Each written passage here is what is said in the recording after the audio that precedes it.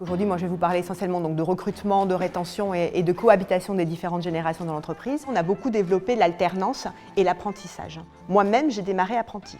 On a aussi signé un partenariat avec une start-up en fait, que je vous conseille, qui s'appelle My Job Glasses, qui met en contact des étudiants et des entreprises pour des interviews en fait, mais donc qui se passent de façon complètement décomplexée parce que ce n'est pas une interview d'embauche, c'est vraiment une interview pour faire connaître les métiers de l'entreprise et l'entreprise. Et pour l'ambassadeur, c'est très valorisant aussi parce que voilà, ça lui donne l'occasion de vendre ce qu'il fait, d'expliquer ce qu'il fait et de se rappeler à quel point il aime son job. Parce qu'effectivement, chez nous, on peut penser que ce sont des jobs très techniques, donc que c'est un métier vraiment d'ingénieur. Ce n'est pas le cas, il y a de tout.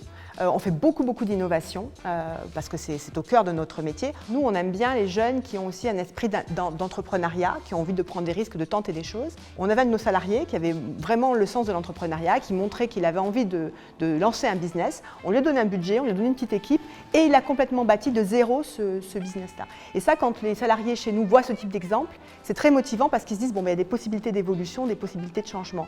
Si vous allez sur notre site aussi internet, vous verrez des petites vidéos employeurs où donc on a des salariés qui témoignent de leur parcours dans l'entreprise et de comment ils ont pu évoluer, par exemple, de l'emplissage des bouteilles jusqu'à un poste en contrôle de gestion, par exemple, parce qu'ils ont été accompagnés dans l'entreprise pour ce faire. Forcément, ces gens-là, ils sont déjà plus fidèles parce qu'ils connaissent la boîte, ils sont rentrés vraiment en connaissance de cause, parce que ça leur plaisait, parce qu'ils aimaient le boulot. Je pense qu'on a quand même fait un peu le deuil des dinosaures dans mon genre qui restent 20 ans dans une boîte. Ça, je pense qu'on a accepté que ça, c'était plus le modèle d'aujourd'hui, donc on accepte que des gens s'en aillent évidemment et on les accompagne dans ces départs quand c'est nécessaire.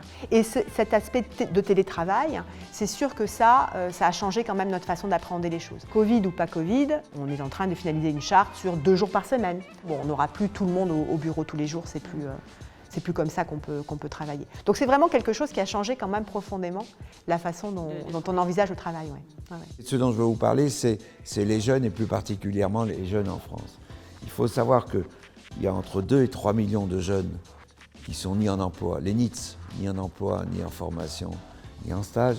C'est quand même beaucoup. Nous, les aînés, on est quand même très coupables de cette perversion, de ce transfert de turpitude et de ne pas s'occuper des jeunes. Je pense qu'on est en déficit de solidarité collective. Mais sur les jeunes, c'est vraiment global et on ne peut pas continuer à déporter nos jeunes comme on le fait.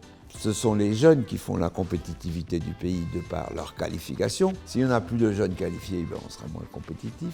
Quelque part, une société ne peut pas tolérer ce chômage des jeunes. Et le chômage dans les quartiers est extrêmement lourd. L'entreprise doit impérativement devenir plus inclusive de ces jeunes. Il faut, entre autres, qu'elle contribue activement à leur formation. Et pour moi, il y a 2 modes de formation.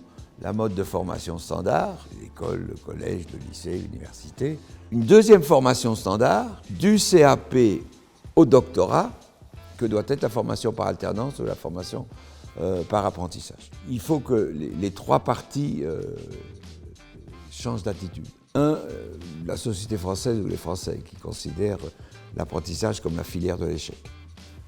C'est une erreur et il faut un peu contribuer à ce changement de mentalité. 2, le système éducatif ou l'école ou l'éducation nationale qui n'aime pas l'apprentissage. 3e acteur, les entreprises. Et là, j'aurais tendance à être très sévère avec les entreprises. Les entreprises qui peuvent accueillir les apprentis, qui ont une capacité d'attraction, qui ont une capacité de formation, et qui ont une capacité d'accompagnement, sont les entreprises de plus de 100 ou plus de 250 personnes. Et c'est celles qui ne le font pas. Je pense que l'apprentissage peut être l'occasion d'une réconciliation entre la société française, qui n'aime pas ces entreprises, et le monde des entreprises. C'est absolument pas de la philanthropie. C'est l'intérêt des entreprises de contribuer à la formation, à l'éducation, à la qualification de nos jeunes. Il y a 3 mesures à prendre. La première, c'est de mettre